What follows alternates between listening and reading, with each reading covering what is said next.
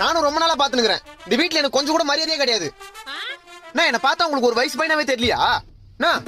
3 வருஷமா வீட்டுல இருக்க, ஒரு 30 அரியர் இருக்கு, ஜஸ்ட் அவ்வளவுதான். அதுக்குன்னு இந்த வீட்டுல எனக்கு மரியாதை எல்லாம் போயிடுமா? ஒவ்வொரு வீட்டுல நாய் கூட தான் வளர்க்குறாங்க. அது நான் வேலைக்கு போதே அதுக்கு தேவையானதை போட்டு என்ன சொகுசா பாத்துக்கிறாங்க தெரியுமா? டேய், அப்போ உன்னை நீயே நாயின்னு சொல்லிக்கிறியா? நீங்க எனக்கு நாயா இருக்கும் போது நான் உனக்கு தாயா இருக்க கூடாதா? எது? சரி, நீ எனக்கு தாயா இருக்கும் போது நான் உனக்கு நாயா இருக்க கூடாதா?